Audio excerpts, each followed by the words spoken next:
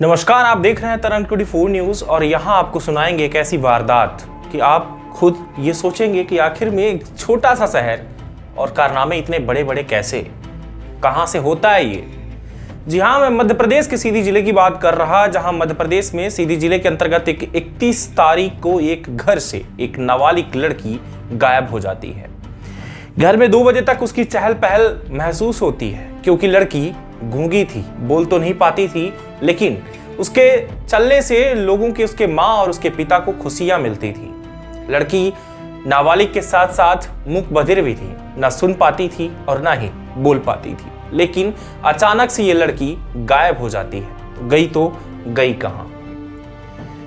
घर वाले 31 तारीख को ये देख कर कि आखिर में मेरी बेटी घर से कहां चली गई, अभी तक इंतजार करते करते रात को 2 बज गए। यहां तक कि सुबह हो गई, लेकिन लड़की घर वापस नहीं आती है। लड़की जब वापस नहीं आती, उनके पिता और माता के द्वारा और परिजनों के और कुछ लोगों के द्वारा थाने पहुंचा जाता है।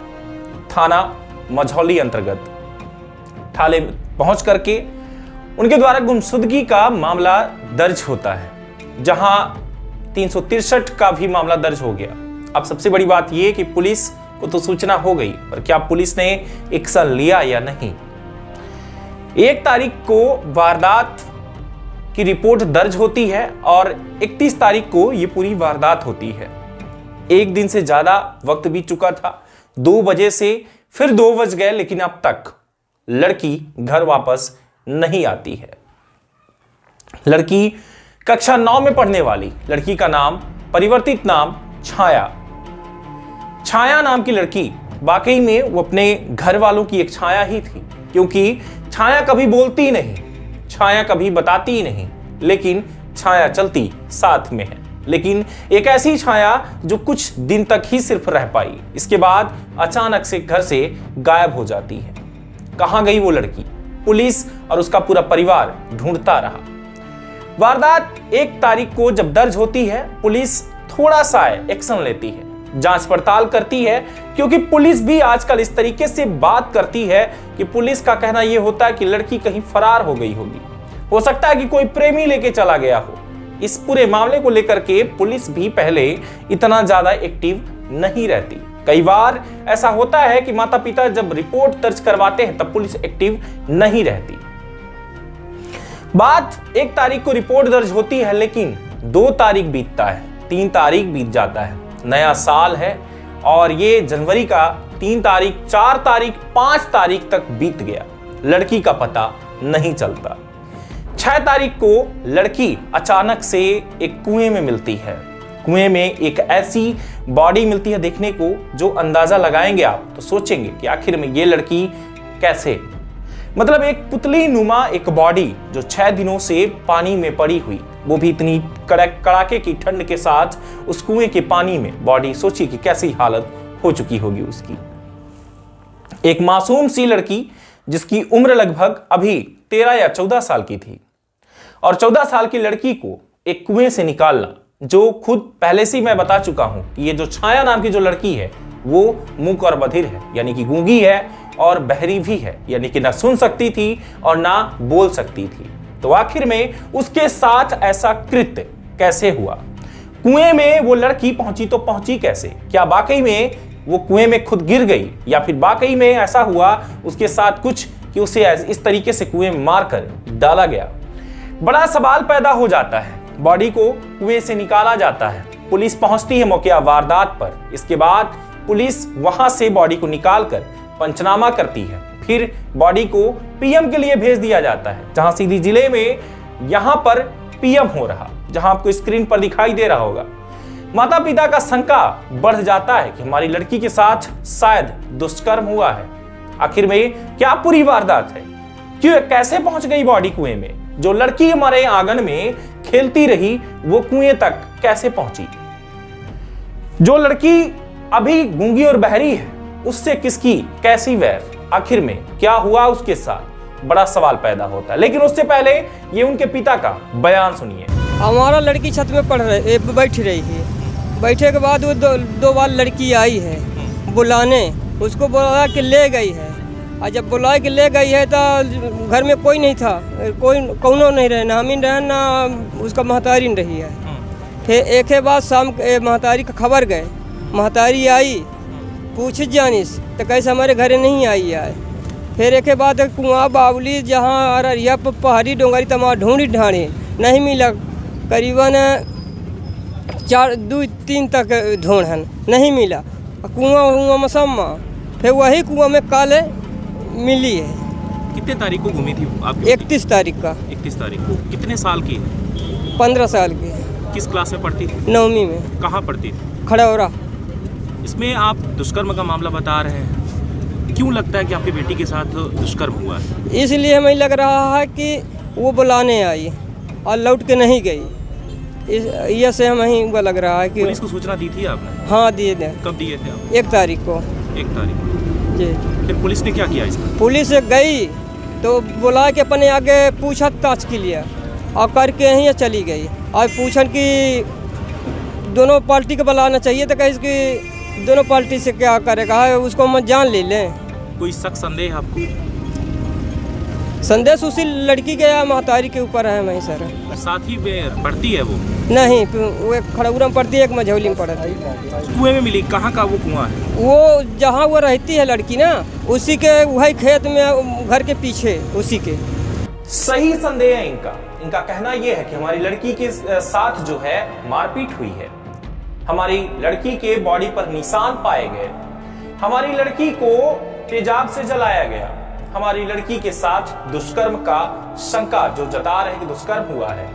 बाकी में उनके कुछ ऐसे जो तत्व जो बोल रहे हैं, ऐसे कुछ शब्द जो वो बोल रहे हैं, वाकई में ऐसा ही कुछ हुआ। लेकिन कैसे? एक पिता को सब कुछ पता होता है कि हमारी बेटी कहां होगी, कैसे होगी और क्या कर रही होगी, लेकिन सबसे बड़ी बात यह कि एक पिता मजबूर इन बातों से होता है कि हमें संस्कारों में बंधा हुआ और समाज में बंधा हुआ परिवार देखने को मिलता है। हम उन चीजों और उन कड़ियों से बंधे होते हैं कि हमारे साथ अगर कुछ भी हो जाए तो हम अपनी इज्जत को कभी तार तार नहीं करते, लेकिन वक्त कब कहां किसके साथ खेल जाए कुछ कहा नहीं जा सकता। रिपोर्ट में आगे बढ़ेंगे जो आप लोगों को बता दें कि इस पर जो पिता का जो बयान है, जो शंका है, वो वाकई में जायज था। आखिर में लड़की के साथ वही कुछ ऐसा हुआ। पीएम के बाद पुलिस एक्टिव मोड में आती है। पुलिस खबर जब चल जाती है, प्रकाशित होती है, और जब ये पूरे मामला जिले में जब फैल जाता है तब पुलिस एक्टिव होती है। और एक्टिव होने के बाद जांच पड़ताल होती है, डॉग स्क्वाड, और जांच पड़ताल के बाद एक लड़की का नाम आता है, जो एक लड़की जो बताया जा रहा है कि कामनी नाम की, जो कि परिवर्तित नाम है नाबालिग होने के कारण। कामनी नाम की लड़की छाया को घर से बुलाकर ले जाती है और वापस छाया नहीं आती। तो आखिर में वो कैसे और कहां ले जाती है वो भी बताएंगे हम आपको। बताता चलो कि इस पूरे घटना में सबसे बड़ी बात कि कामनी का भी हाथ जरूर है। कामनी एक लड़के से बेहद प्यार करती थी, लड़का भी नाबालिग, लड़की भी नाबालिग, और जो मर गई वो भी नाबालिग। प्रेमी जोड़ा नाबालिग तो है ही, लेकिन जो मर गई यानी कि छाया वो भी नाबालिग। बात दरअसल ये रही कि लड़की जो है, जो कामनी नाम की है, जो एक लड़के से प्यार करती है, वो पास के ही घर के बगल में एक अरहल के खेत में आपत्तिजनक स्थिति में दिख गई थी, जो कि छाया ने आते जाते किसी तरीके से उस लड़की को अरहर के खेत में आपत्तिजनक स्थिति में दोनों प्रेमी जोड़े को एक साथ देख लेती है। ये लड़की और लड़के दोनों में आपस में जो संबंध बना रहे थे, उस टाइम उसने जब देख लिया लड़के ने छाया को, तो छाया को देखते ही वो इस बात से दंग रह गया कि ये कहीं ऐसा ना हो कि पूरे परिवार में, ये पूरे समाज में ये इस बात को खुद बता दे, जिसके कारण ऐसी समस्या हो जाएगी कि मैं किसी के सामने आने या जाने के लायक नहीं रह जाऊंगा, या ऐसा भी हो सकता है कि मेरे ऊपर कोई केस दर्ज हो जाए। लड़का और खुद कामनी, यानी कामनी का प्रेमी और कामनी दोनों ये साजिश गढ़ डालते हैं मन में कि इस लड़की का कुछ न कुछ तो करना होगा, और लड़की को दोपहर में करीब 2 बजे के आसपास ये 31 तारीख को कामनी छाया को घर से बुला लाती है। बुलाने के बाद उस लड़की के साथ ये प्रेमी जो था कामनी का प्रेमी उस लड़की को बुलाता है, जो कि कामनी के द्वारा बुलवाया जाता है, और इसके बाद दोनों मिलकर उस लड़की के साथ दुष्कर्म करते हैं। ये बात तब सामने आई जब पुलिस ने इसका खुलासा किया। आखिर में कैसे, जो खुद एक प्रेमी और प्रेमिका आपस में साथ में रह रहे हो, वो खुद एक लड़की, कहा जाता है कि औरत ही औरत को समझती है। अगर वाकई में औरत ही औरत को समझती थी तो यहां पर जो एक लड़की है वो एक लड़की को कैसे नहीं समझ पाई, जो एक मूंग है यानी कि जो गूंगी है, और दूसरी बात कि वो बहरी भी है, ना सुन सकती है ना बता सकती है, फिर भी इस बात का डर कि कहीं वो किसी को बता ना दे, इस चीज को लेकर के सामने वाले उसके साथ खुद लड़की अपने प्रेमी से दुष्कर्म करवाती है। आखिर में 9वीं क्लास की लड़की और खुद सामने वाली भी जो लड़की, यानी कि दोनों 9th क्लास की लड़कियां, आखिर में 9वीं की लड़की इतना आगे कैसे, ये दिमाग कहां से आ रहा कि मैं उसे मार डालूं। कहीं ना कहीं क्राइम की दुनिया शुरू हो जाती है और इस क्राइम की दुनिया में वो कदम रखते हैं। छाया का खुद कामनी बलात्कार करवाती है अपनी प्रेमी से। बलात्कार करवाने के बाद उस लड़की का गला दबाया जाता है। गला दबाने के बाद कुएं में मारकर फेंक दिया जाता है। छाया कुएं में तो पहुंच ही जाती है, उसका दम घुट जाता है, मर जाती है, लेकिन इसके बावजूद भी उसके ऊपर पत्थर बरसाए गए, जो कि प्रेमी और प्रेमिका यानी कि कामनी और कामनी का प्रेमी दोनों मिलकर आसपास के जो पत्थर थे उसके ऊपर बरसा दिए गए, ताकि कामनी और जो प्रेमी थे तो उनके मन में यह था कि बॉडी अगर ऊपर आ गई तो हम फंस जाएंगे। लेकिन वारदात कुछ भी हो, पुलिस तो एक दिन ढूंढ ही लेती है। ये चलता रहा और चलते चलते ये देखने को मिला कि आखिर में पुलिस ने ढूंढ ही लिया, जहां देखने को ये मिला कि अब पुलिस के कब्जे में है और उन्हें कोर्ट के सामने भी पेश किया गया। इसके बाद अब जेल में भी पहुंचे।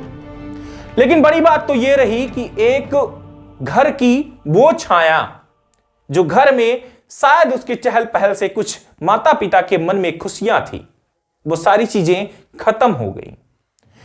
ये दुष्कर्म का मामला तो हुआ ही हुआ, लेकिन सबसे बड़ी बात कि 302 भी हो गया और एक जो माता और पिता थे उन्होंने अपनी बेटी खो दी, सिर्फ इस कारण क्योंकि वो अरहर के खेत में उसने एक आपत्तिजनक स्थिति में उन दोनों को देख लिया था। वाकई में ये देखना तो वो हो गया कि नाग और नागिन को कोई देख ले तो नागिन डस ले। वैसे ही ये कारनामा ऐसा कर गए वो लोग कि छाया को उसने देख क्या लिया, उसकी तो जान ही ले ली, कुएं में मारकर फेंक दिया गया।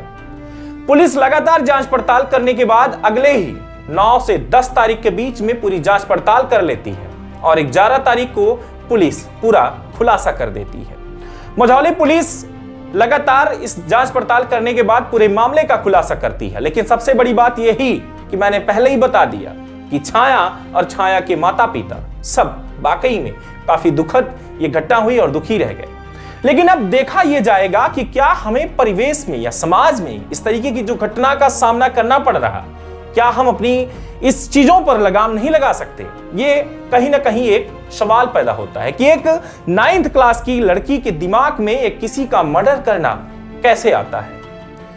ये छोटी घटना नहीं, बहुत बड़ी घटना है। इस घटने से कहीं ना कहीं आपको भी सीखने की आवश्यकता है कि अपनी बेटी पर या बेटे पर, दोनों पर नजर बरकरार रखें। कई बार मैं घटने के साथ साथ आपको एक बड़ी सीख देता हूं। फिर से वही कहना चाहूंगा कि इस घटने का जो अंजाम रहा वो तो रहा ही, लेकिन इस घटना का अंजाम के साथ साथ आपको सीखने को भी जरूर मिल रहा कि आप अपने परिवार का ख्याल जरूर रखिए। क्या पता लड़का किस दिशा में है या लड़की किस दिशा में है। बीती बात है जहां मैंने पहली पुरानी एक खबर, अभी लगभग 2-4 दिन पहले मैंने एक खबर प्रकाशित की थी और ये खबर आने के बाद मैं आपको बता दूं कि आपको बताया गया कॉलेज की, स्कूल की लड़कियां होटलों में हो रही है पढ़ाई, जहां लगातार ये वारदात को अंजाम दिया जाता है, सेक्स का अड्डा बना लिया जाता है होटलों को। और अब उसी दौरान अगर कोई भी ऐसी घटना घटती है तो मैंने पहले ही बताया था कि अंजाम यही होता है कि कहीं से लाश निकलेगी। लेकिन आज देखने को मिल पा रहा है कि कुएं से लाश निकलकर सामने आ गई। कहीं ना कहीं सीधी जिले के कुछ चीजों से मैं अवगत हो चुका हूं और यह भी जानने लगा हूं कि कहां पर क्या हो सकता है या होने वाला है। पहले ही मैंने आगाह किया था, लेकिन कोई भी अपने परिवार में सदस्य जो भी खबर देखने वाले हैं कभी गौर नहीं करते इस बात पर। अगर आपने गौर किया होता तो शायद इतनी बड़ी घटना नहीं घटती।